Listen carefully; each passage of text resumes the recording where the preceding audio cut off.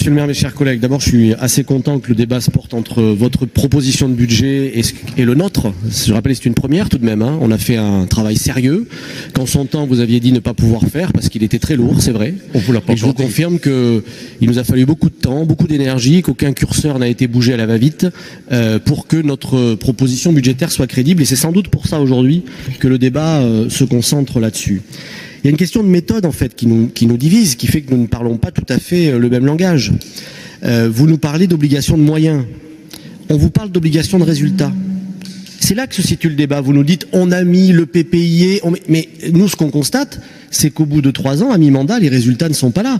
Or la démocratie, c'est pas les obligations de moyens, c'est les obligations de résultats avant tout. Alors sur l'histoire des logements sociaux, bon, M. Pfeffer avait évidemment un dossier important à présenter, je regrette de lui répondre, mais je le fais quand même, il n'est pas là mais tant pis. On a produit 3000 logements par an, dont 1000 logements sociaux. C'est ça la réalité de la production des années, et vous aviez promis d'ailleurs 1500. En agrément cette année, c'est 536. Les agréments, c'est vous qui décidez, c'est vous qui proposez, qui mettez en exergue ce que vous allez faire. Donc vous êtes comptable de ce chiffre-là qui est 3 fois inférieur à vos promesses. Sur le parc privé, 55% de logements étaient encadrés dans leur prix de sortie de différentes manières. Alors nous dire aujourd'hui qu'on n'a rien fait pour le logement après nous avoir accusés d'avoir bétonné la ville, il faudrait savoir. Il faudrait quand même être un petit peu cohérent. Bien sûr que nous avons construit des logements et des logements sociaux et des logements accessibles. Dans ce que Madame Le Cerf a dit sur... l'argumentaire, d'abord, je pense que utiliser le mot n'est pas faire la chose, et ne pas utiliser le mot n'est pas ne pas faire la chose. Je trouve que c'est un peu un appauvrissement intellectuel de dire j'ai pas vu le mot, donc vous ne faites pas de social. J'ai pas trouvé l'argument très convaincant, en tout cas. Quant à l'hébergement d'urgence, oui, c'est une compétence de l'État. Force est de constater aujourd'hui que vous avez des relations très mauvaises avec l'État. Vous n'êtes pas en collaboration. Alors pourquoi? Peut-être que, comme avec nous, vous êtes dans l'accusation, dans la dénonciation, vous expliquez que l'État ne fait rien, qu'il part de zéro, comme vous l'avez dit pour nous. Alors évidemment, les relations ne peuvent pas être bonnes dans ce cas-là. Je crois que cet état d'esprit-là, qui vous galvanise, visiblement, n'est pas le bon quand on parle de sujets aussi importants et partenariaux. Sur la tarification sociale, chère Delphine, on aura l'occasion d'en reparler très bientôt. Je ne suis pas convaincu par votre argumentaire de justice sociale.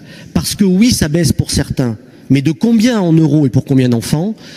Ça augmente pour d'autres, de combien en euros et pour combien d'enfants? Moi je suis persuadé que ça augmente beaucoup plus et pour beaucoup plus d'enfants, que ça ne baisse. On raisonne en foyer, je demande le raisonnement par enfant. Parce que ce qui compte, c'est ce que paient les parents, ils le paient par enfant. Hein. Donc je pense vraiment que votre argumentaire de dire 45% vont baisser sera amoindri par le travail que j'exige et que je ferai avec vous sur la transparence des chiffres. Enfin, sur les investissements et la santé financière de la ville, on ne dit pas qu'il n'y a pas d'investissement, hein. Vous avez des chiffres d'inscrits, mais ce qu'on dit d'abord, c'est que les projets nouveaux qui seraient issus de vos propositions, nous ne les voyons quasiment pas, parce que vous poursuivez ou vous mettez en œuvre ce que vous avez trouvé dans les cartons par certains aspects, pourquoi pas. Mais en ce qui concerne la santé financière de la ville, là, il faut arrêter, hein. Le cabinet Clopfer a été très clair. Il a dit que nous avions une bonne santé financière. Alors après, vous dites tout de suite, mais il y avait des dépenses à venir et vous inventez ce ratio de dette grise. Pardon, mais là, il faut arrêter. Il y a des ratios, il y a des chiffres obligatoires dans un budget. La dette grise, ça n'existe pas. Je n'imagine pas que le premier magistrat d'une grande ville ose utiliser à la présentation budgétaire un terme qualificatif. Oui, la ville était en bonne santé financière, ça a été même repris par la presse, ça a été largement commenté. Je crois qu'on ne peut pas nous accuser d'avoir laissé la ville en mauvaise santé. Enfin, stupidité, je pense qu'un maire ne devrait pas dire ça, monsieur le maire. Je pense que vous devriez retirer ces propos. On vous dit des choses pas agréables aujourd'hui. À aucun moment, on vous attaque personnellement. À aucun moment, on ne vous attaque personnellement.